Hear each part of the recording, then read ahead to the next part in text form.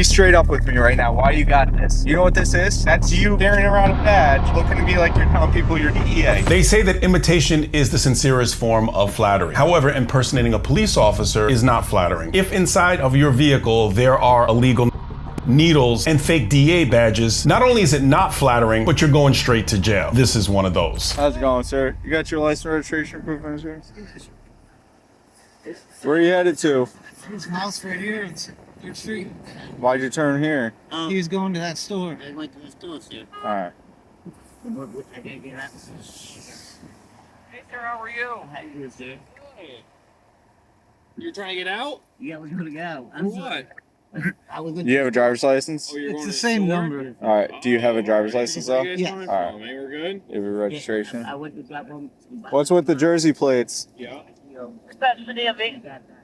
My girlfriend put him on here. I don't know why. Okay, let's stop right here. This is one of those East Coast stops, Northeast, and I'm from New York, you know that, and so I like watching these videos. Let's look at the officer's positioning from a tactical perspective. We can see the whole torso of the officer and where his hands are. And he's got these thick gloves on. And I know that East Coast guys in the Northeast a lot of times will train with those types of gloves on, but is this the safest position? Again, I'm gonna mention the B pillar. The other challenge that I have, it's more significant or equally as significant, is that both officers, the officer on the passenger side and the driver's side, are engaged in conversation with the occupants. From a tactical perspective, contact cover, one voice is the safest practice because you can miss things as an officer in the conversations that are going on. If one officer has conducted an investigation, if it's really good, the officer can weave questions into the driver, the passenger, or other occupants. The cover officer can listen to it because this type of questioning can be confusing if both officers are doing questioning because one officer may not want something to be known to the other person in the vehicle. One voice, contact cover, best practice. I might tell you, those Jersey plates are BS. There's no, New Jersey in the top right has a registration year. That one starts with a 0. So where'd those plates come from? All right. You want to hop out and just talk to me? We got to talk about that. Who'd you buy the car from? No, I'm having. Another good practice, let your partner know that you're gonna have the person step out of the vehicle. You can just look over and say, you know, a lot of times it's just coming out. Just giving your partner that little advance notice to know that the guy's gonna be stepping out of the car, he or she can position themselves in a way and know that someone's gonna be stepping out of the car. This is all where I bought it from. Sit right here. Who's the guy in the back? His friend, the old man that I just drove to drive, his wife's dying, lives on Clinton Ave. We just dropped off her. All right. The guy in the back seat's wife is? No, the old man in the front seat. So his wife lives on Clinton, but you're bringing him to 3rd? He lives on 3rd. So where is she on Clinton? She lives with her mom right down here, All right. across from Sefview. How old is she?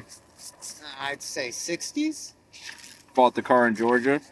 No, I bought it in New York. The person drove it up from Georgia. Who'd you buy it from?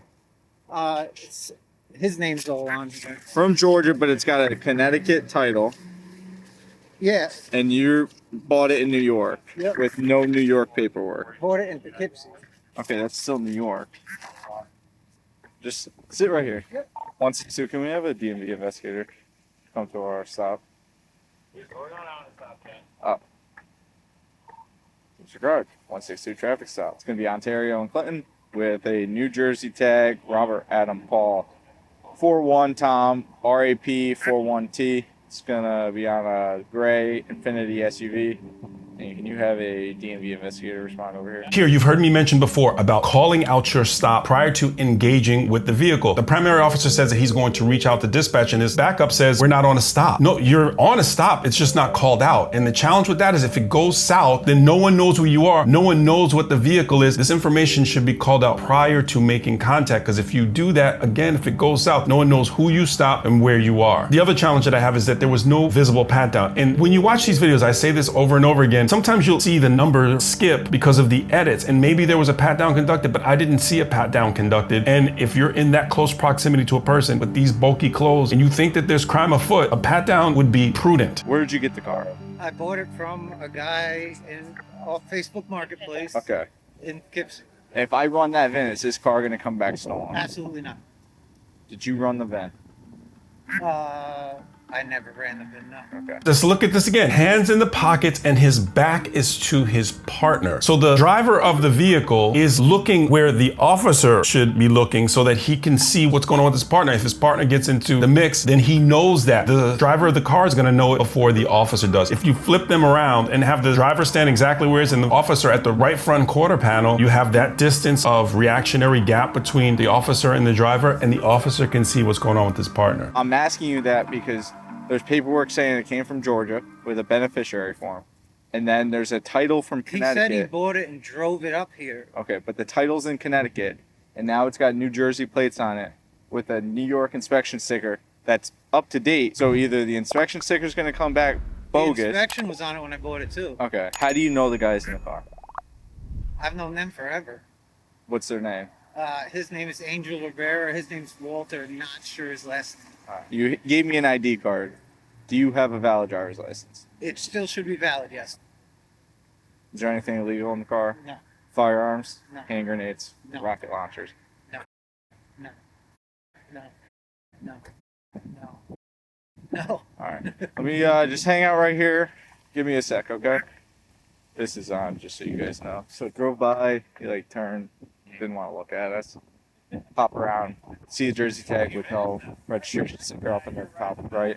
Pull it over. He hands me all this. Bought it from a guy in Poughkeepsie off Facebook plates. His girlfriend put the Jersey plates on it.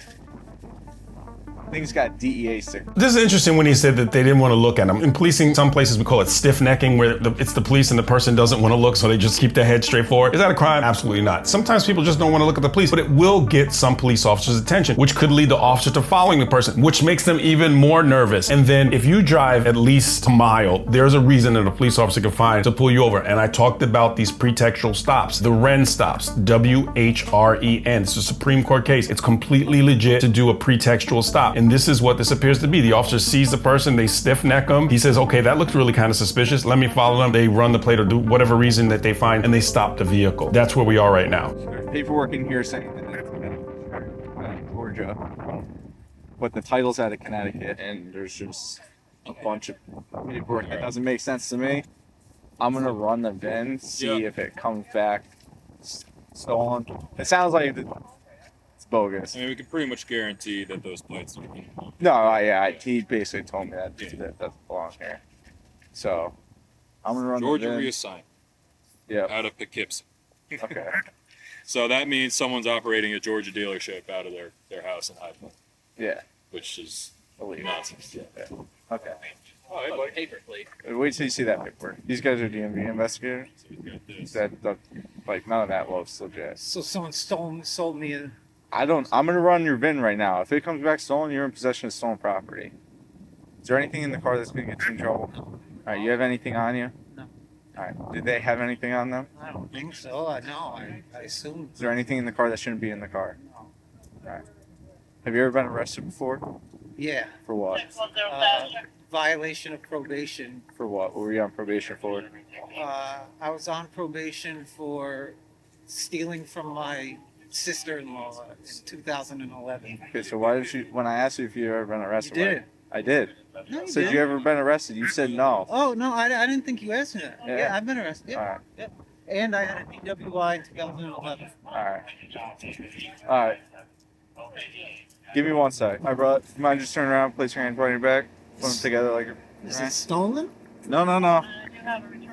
Interlock your fingers. Interlock your fingers. Interlock your fingers this way. Yeah, I'll explain it to you in a sec. All right. Do you have anything on you illegal, like anything that's gonna hurt, stick, prick, poke me? No knives, bombs, nothing like that, right? So I 162 dispatch. We're gonna have one detained. on in terms of like, Those are needles. okay, for what? Okay, is there any other need? So remember when I asked you like 2 seconds ago if there's anything that's gonna hurt, stick, prick, Yeah, it's prod in the me? box. Okay, I understand that. However, needles are something that you should Yeah. probably tell me, right? Yeah. Okay, so other than this, we don't have any on us, right? Nope. Is there anything in the car? Shouldn't be. Shouldn't be, or there isn't. Shouldn't be. So you're responsible for everything that's in that car, everything, Yep. right? Yep. So the people and everything that's in there. Yep. So just be honest. We're already here, right? Shouldn't be. Okay. This is where we're at with the questioning. So when you ask a person a question, there are two responses that are going to definitely raise red flags. If you ask a person a question like, are there in your car, and you say there shouldn't be, that's almost like saying not that I know of. Because you ask yourself this question, you the viewer, do you have a pound of in the trunk of your car? Is it yes, no, this shouldn't be? Yes, no, not that I know of. The third response, the C response, just doesn't make a lot of sense. And it could be that people respond that way. I get it, but it's going to raise red flags. Just like if you ask your significant other, is there a text conversation in your phone between you and your ex? And you say either yes, no, there shouldn't be, yes, no, not that I know of. Option C is going to raise red flags. It's not that there is, it's just a line of questioning and a response that's not just super clear. Explain to me shouldn't be. How often do you use? Daily. Okay, did we use today? Yeah. Okay, are we using again? Huh? Are we using again today? A cotton. You want to just take them over here and search them? That's negative. You can hold off. So I just want to mention that in this video, there are a lot of jumps and significant periods of time. So to get into the details of how the investigation progressed chronologically, it matters because there could be something the officer did or didn't do. And it's important that you know that body cam is great, but it's not the complete picture. You can put him in if you want to put him in. All right, sir. Do you have anything on you? No, sir. I'm not doing it. Okay, I'm gonna ask. I've been lied to a couple times already today. So we're at this time. Oh, I have a knife. I have a knife. Okay. Don't read. I'm talking about No, oh, my No. pump. your pump My inhaler. hell yeah. Do you have any on you? No. Like, No. because your buddies do. No, because of my pump fell, that's why. I'm looking at the officer conduct a search from the driver's side with a person in the passenger seat who said that I think he said he had a pocket knife, and I can't imagine he's been patted down if he's sitting down. This is not the normal practice to conduct a search with a person still inside of a vehicle. What's up with this? That's the one. I don't even know what the fuck is that. Okay. So, impersonating a police officer. DEA badge. Be straight up with me right now. Why you got this? Those are all in the car report. The stickers, the lights, everything. You're gonna tell me that you saw this and you thought it'd be a good idea to keep it in your car. You know what this is? That's you carrying around a badge, looking at me like you're telling people you're DEA. 162 to 908. If you're all set over there, if you're available, can you respond to my stop at Clinton and Ontario? There he is. Is he able to get out? 610. What's up? Your last arrest. All right. What? Yeah. I haven't even gotten into the. Yeah, just got a full baggie in You there. just take it's at there's two in Where? no, in here. In All right. the back. All right, we'll just take the whole thing. Yeah, I just left it in there. Take it. Yeah, there's a DEA badge in there. I know. Do you have these? Do you have more of these? No. Do you have rubber gloves? Okay, at this point, when you find all these needles, the person's admitted that they are an intravenous user. The concern is obviously getting pricked with a needle. Those latex gloves can create a barrier for fluids, but they are not puncture resistant. A needle can absolutely go through those, so it's a concern. There are gloves that officers can wear that can protect them from being stuck by needles, but what happens is if those types of gloves, if they become contaminated with fluids, it's very difficult to get them clean, and sometimes they just have to be destroyed. But there are some that exist that could work in that function, and you have to switch out. Hey, yo, I'm gonna pull this car up because we're taking him out. He keeps digging around. This is like, you okay to walk and stuff? Yeah. All right, I'm gonna pull up. I'm gonna pull the car up so you can get out because I'm not searching the car with you in it. What's Kopech's, Souza? What's Kopech's car number? 108. 316-22108. Yeah. No, we got this car stopped. They got some on them, but we got a fake DEA special agent badge. Can you tell me if my RO is valid? What? Yeah, swear to God. 2 of them. No, I just want DEA. Somebody with DEA experience over here. All right, up there. Souza. All right. So, sir, DEA badge. Is he in custody? Is he in custody? I can't hear you. No, you're under arrest at this time, all right? Just watch out. There's needles and Watch that one guy. He keeps coming up and videotaping, but he gets real close. I don't know what his deal is. Yo, fellas. Do you think this is the best idea to walk through here? Brainiacs. Yo, bro. Can you just back up? Alright, that's fine. You can videotape and do whatever you want. I just asked that you stay over there. You guys just... One of you mind watching that? Just to, where was that? Passenger. Souza, you... Cuff him. This was on his side. 79 Clean Avenue. We saw the female officer with the bun. Very, very good. The other thing that I want to mention is the people that were recording the stop. I'm going to talk about that towards the end because that could be more significant considering this type of stop. And in policing, we call this a good stop. The officers JDLR just didn't look right the way that the person was driving. They conducted a stop and now they're finding these items. In policing, we just say, hey, that was a good stop. Who it is. Is that male right there in custody? Yeah. Alright. 162 dispatch. 3162. We're gonna have 3 in custody. 3 in custody, 1633. That's what he was looking for. 601, I'm out with them. Alright, I'm gonna go explain to Kale what we got going on first. On all 3. And then DEA badge in the car. DEA wallet, task force intelligence unit, fake handcuffs, drivers in the back of their car right there. Where was all This center console. And what are you taking all of these guys for? We found it's in the cigarette box. He had a bundle. He's got a couple baggies of heroin on him, and then the driver had this box with stuff, and then I found a baggie and driver's side door. Right. So all for possession, and then the driver. This is in the center console. With Stolen? I don't know if it's real or not. That's why I asked her, Senior Fernandez, to come over, I feel like that's not and that's real. why I asked for Kopek to come over because it's all like fake badges and fake handcuffs. I asked him what it was about, what these were. And his answer to me was they were in the car when he bought it. It just keeps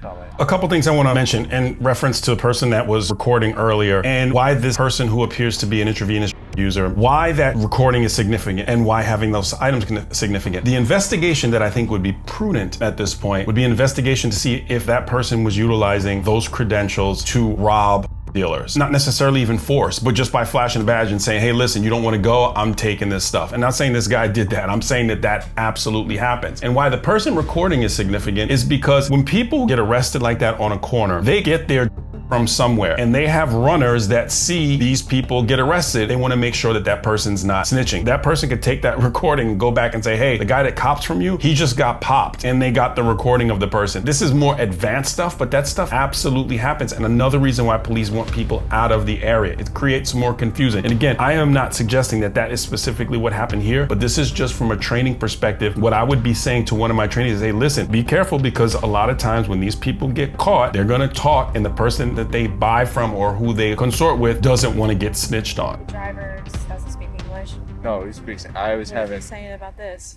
I had a question. I was gonna let Senior come over and talk to him because task force stuff and it's DEA Kopek? badge. Well, I originally called for Oh, I see what you're saying. All right. Fernandez, but then he was tied up. They need Spanish speaking, so I called for Kopek to come over because he's got connections over there still. But I mean, we haven't even finished going through the car. This is all in the front. They got like a couple baggies apiece on there. All three of them. At least. I don't know. I don't. There's a charge for a federal agent if it's more. I saw this. I'm like, Dude, I wow. saw the And then I found this in the center. I'm like, oh. More importantly, make sure you get that plate for the press Yeah, okay. Yes, ma'am. That's when you see it get everything. What? Gotta be stolen. It's gotta be at least possession stolen. This? Yeah, it's gotta be. Is this real? It's metal. Yeah, dude. Especially this one, like you don't. That's so legit. Yeah. Clark, this one's. The Clark keys even out. Yeah. Like Yeah, like that's legit. What does he look like? older white Yeah, guy. he's like an older white guy. You're gonna take this plate anyway, right? Yeah. For sure, dude. All three had on them, and then there's multiple fake DEA badges in the car with a light on the front. They speak English? Yeah. Oh, okay. With a DEA plate on the front of the car. Oh shit. Call Chris. Yeah, he was already here. He Alright. made a phone call. Okay. Look at him down the lot. Where's the other one? One here, Oh, one there, one here. Alright. Keep them separated. Yeah. You're arrested for possession of controlled substance, alright? Yep. And we're gonna talk about some other stuff when we get down there. Okay. Is there anything else on your person? Alright. Check. Alright, we're gonna check you when you get down. Alright. So if you noticed, every female officer on scene had their hair in a bun. Very good stuff. It speaks to the culture of the department as far as wants to be tactile when it comes to appearance in uniform. The other thing I want to talk about is something called sick. And people who have heard this term before know what it means. People who take like or different types of pills, there's a thing that when they withdraw called sickness. It's been described to me as like going through hell. One of the most horrific experiences that a person can have. Physical, throwing up, diarrhea, all kinds of things for up to several days, and it's quite dangerous. So when a person is going to jail and you know that they're an user, those are people who can be dangerous because they don't want to go to jail. They sometimes run, they'll sometimes fight, not because they want to fight you, because they don't want to get sick in jail. And the other thing that dealers know is they are willing to talk because they don't want to go to jail. So that's why this kind of stuff is really interesting, because you can learn a lot from it. And it looks like the officer now has the charge of the stuff that he found inside the car as far as the needles can also be a charge in many jurisdictions. In my jurisdiction, it was a misdemeanor possession of hypo device. And then you had the DEA credentials, which the officer mentioned that he was going to charge for. When you think about this person who has this addiction that he was very open and honest about towards the end, it's got to be a horrific thing that he's going through, which gives me the opportunity to shout out a group of people. And sometimes you comment in the comment section, but I want to shout you out. It's